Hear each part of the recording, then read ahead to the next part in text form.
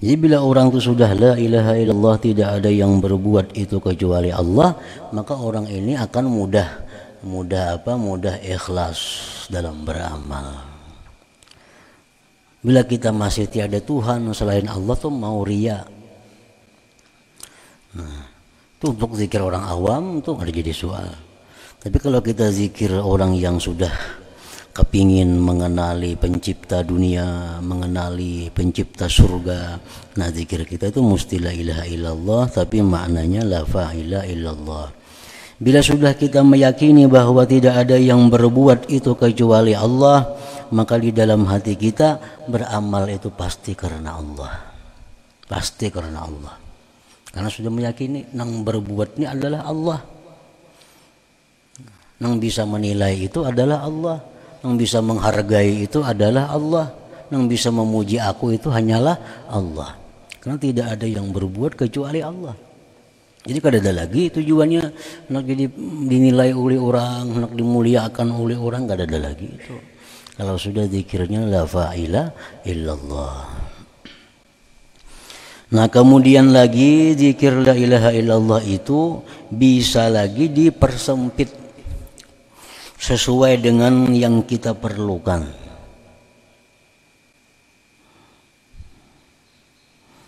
Nah, artinya misalnya di dalam hati kita ini ada timbul.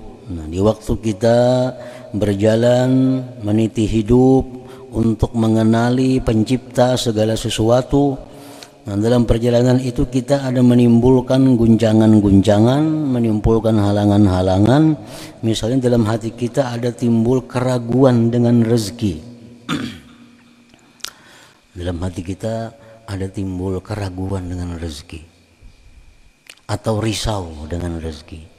Nah, maka zikir la ilaha illallah tadi bisa kita ganti maknanya untuk mengatasi situasi itu dengan la ilaha illallah, tapi dalam hati maknanya la raziqa illallah. Tidak ada yang memberi rezeki kecuali Allah. Ini dipakai zikir di waktu kita menghadapi keadaan di mana kita risau dengan rezeki. Nah, jadi dikhususkan lagi maknanya la ilaha illallah itu menjadi la raziqa illallah. Jadi begitu kita zikir di mulut kita la ilaha illallah, dalam hati la raziqa illallah, la raziqa illallah, la raziqa illallah, tidak ada yang beri rezeki kecuali Allah. Bila itu jalan terus, timbul di hati kita kena kekuatan bahwa yang memberi rezeki itu adalah Allah, dan Allah tidak akan tergantung kepada siapa jua pun untuk menyampaikan rezekinya kepada kita. Nah, itu mantap jadinya. Jadi situasi itu dipakai di waktu kita risau dalam menghadapi rezeki ini.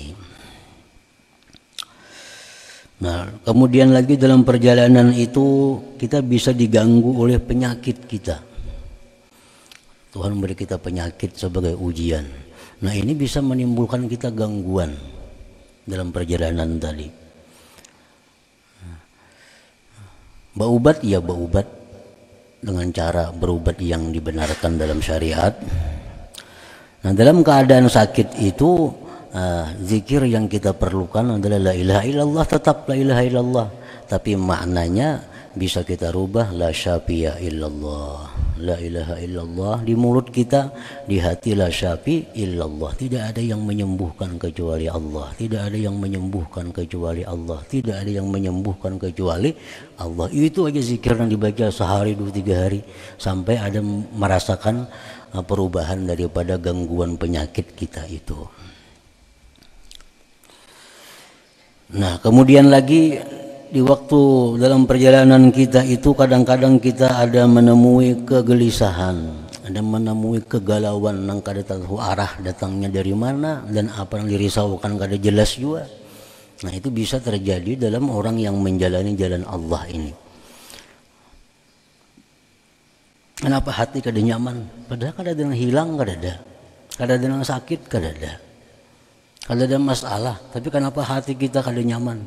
Nah, zikir kita yang biasa mungkin sekian ribu sehari tetap kita baca la ilaha illallah itu, tapi maknanya bisa kita rubah saat itu la ilaha illallah la musakkina illallah, la musakkina illallah. Tidak ada yang menenteramkan jiwaku kecuali Allah.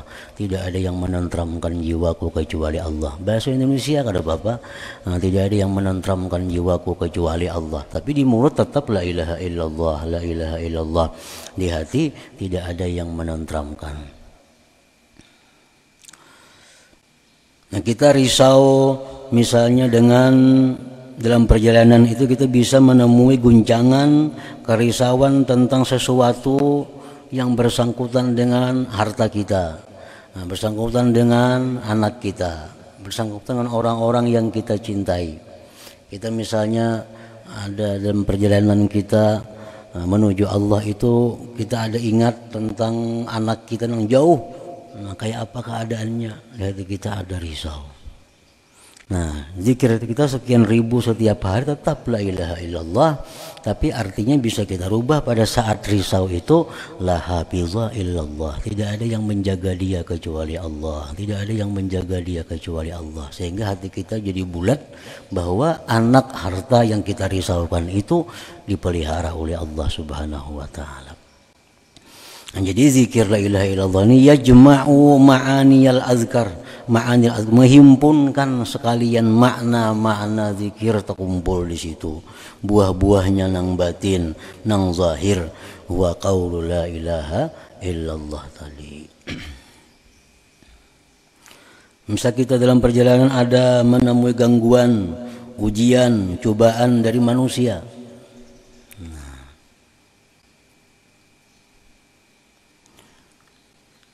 Kita khawatir diganggunya, kita khawatir disakitinya, kita khawatir dipitnahnya umpamanya. Nah, itu kita baca la ilaha illallah tetap, tapi makna yang kita tumbuhkan adalah la kafi illallah. Tidak ada yang mencukupinya kecuali Allah. Tidak ada yang mencukupinya kecuali Allah. Jadi artinya bagaimanapun orang mengganggu kita, sudah ada Allah yang mencukupinya. Allah sudah ada yang mengurusinya.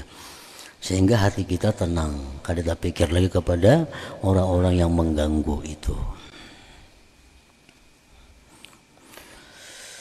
Nah, dalam keadaan kita kesulitan memahami sesuatu, orang yang berjalan di jalan Allah, zikir la ilaha illallah sekian ribu, kadang-kadang dia menemui kesulitan dalam mempaham sesuatu, baik mempaham ilmu, baik mempaham suatu kejadian, baik mempaham suatu keadaan.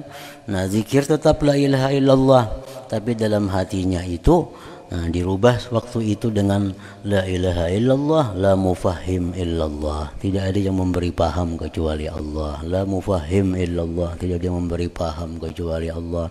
Tidak ada yang memberi paham kecuali Allah. Nah, supaya kita dapat paham dengan apa yang kita kesulitan memahaminya itu.